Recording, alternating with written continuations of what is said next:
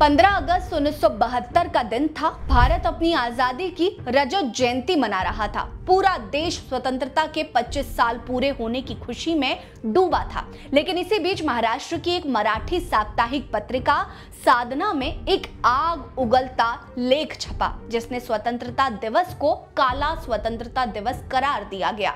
इस लेख को छापने के पीछे एक ऐसे शख्स थे जिन्होंने अपनी लेखनी और जज्बे से दलितों की आवाज को बुलंद किया। लेकिन ऐसी क्या वजह थी कि 25वें स्वतंत्रता दिवस को उन्होंने काला स्वतंत्रता दिवस करार दे दिया था? नमस्कार, मेरा नाम है रीटा। आज की वीडियो में मैं आपको महान अंबेडकरवादी दलित योद्धा राजा ढाले की कहानी बताऊंगी, जिन्होंने न सिर्फ दलित उत्पीड़न के खिलाफ आवाज उठाई बल्कि दलित पैंथर्स जैसे संगठन की नींव भी रखी थी। दरअसल 30 सितंबर 1940 को महाराष्ट्र में राजा राम पिराजी ढाले का जन्म हुआ, जिन्हें दुनिया राजा ढाले के नाम से जानती है। बचपन से ही वे बाबा साहेब अंबेडकर के विचारों से प्रेरित थे। बौद्ध धर्म को अपनाने वाले और बाबा साहेब के विचारों पर चलने वाले ढाले ने अपनी लेखनी को हथियार बनाया। उनकी कहानियां, कविताएं और लेख दलितों की पीड़ा, संघर्ष और हक की लड़ाई को जन जन तक पहुंचाते थे। 1970 में वो विद्रोह पत्रिका के संपादक बने, जिसके जरिए उन्होंने दलितों के दर्द को शब्दों में पिरोया। लेकिन 9 जुलाई 1972 को उनके करियर में बड़ा मोड़ तब आया जब उन्होंने नामदेव ढसाल और जेवी पवार के साथ मिलकर दलित पैंथर्स की स्थापना की। ये संगठन दलितों के उत्पीड़न के खिलाफ एक तूफान बनकर उभरा, जिसने न सिर्फ महाराष्ट्र बल्कि पूरे देश में दलित आंदोलन को नई दिशा दे दी। 15 अगस्त 1972 को जब पूरा देश 25वां स्वतंत्रता दिवस मना रहा था, राजा ढाले ने साधना पत्रिका में एक लेख लिखकर स्वतंत्रता दिवस को काला स्वतंत्रता दिवस करार दे दिया। ये लेख सरकार और समाज के मुंह पर एक करारा तमाचा था। उनके इस गुस्से के पीछे 2 दिल दहला देने वाली घटनाएं थी। पहली घटना ये थी कि पुणे के एक गांव में एक दलित महिला को निर्वस्त्र कर पूरे गांव में घुमाया गया था, जबकि दूसरी घटना अकोला जिले के ढकाली गांव से सामने आई थी, जहां 2 दलित सगे भाइयों की आंखें सिर्फ इसलिए निकाल ली गईं क्योंकि उन्होंने उच्च जाति के खिलाफ पुलिस में शिकायत करने की हिम्मत दिखाई।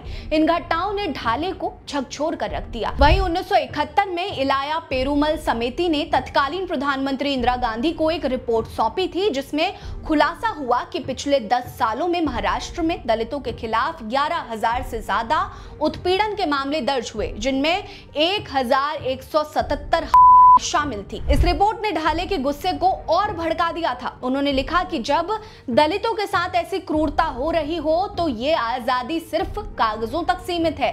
सरकार दलितों के हक और सम्मान की रक्षा करने में पूरी तरह नाकाम रही है। ध्यान देने वाली बात यह है कि इलाया पेरुमल समिति की रिपोर्ट ने महाराष्ट्र में दलितों की दयनीय स्थिति को उजागर कर दिया। इस अत्याचार को रोकने के लिए राजा ढाले, नामदेव ढसाल और जेवी पवार ने मिलकर दलित पैंथर्स की स्थापना की। ये संगठन सिर्फ एक आंदोलन नहीं बल्कि एक क्रांति था। इसका प्रभाव इतना था कि ये सीधे तौर पर राजनीति को प्रभावित करता था। दलित पैंथर्स के सदस्यों में कई प्रभावशाली लोग शामिल थे जिनका राजनीति में दबदबा था। इस संगठन ने दलितों को एकजुट कर उनकी आवाज को न सिर्फ महाराष्ट्र बल्कि वैश्विक मंच तक पहुंचाया। ढाले की लेखनी और उनके जुझारू तेवर ने इस आंदोलन को एक नई ताकत दी थी। दलित पैंथर्स के कई सदस्य रिपब्लिकन पार्टी ऑफ इंडिया यानी कि आरपीआई से जुड़े थे, जो हमेशा सामाजिक भलाई के लिए काम करती थी। लेकिन जब आरपीआई में फूट पड़ी तो ढाले ने हार नहीं मानी। उन्होंने अपनी अलग राह चुनी और भाजपा बहुजन महासंघ यानी कि बीबीएम की स्थापना की। 1999 में वो मुंबई उत्तर मध्य और 2004 में मुंबई उत्तर पूर्व निर्वाचन क्षेत्र से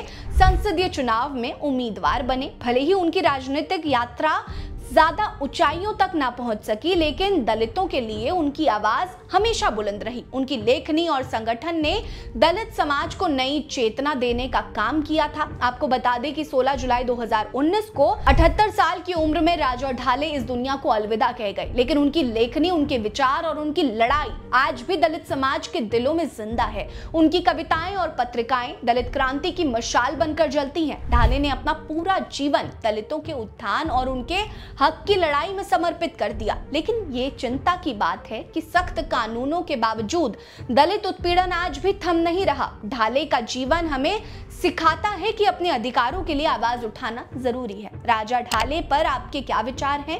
कमेंट सेक्शन में बताएं। वीडियो को लाइक करिए, चैनल को सब्सक्राइब करिए, हमारे साथ बने रहिए। नमस्कार।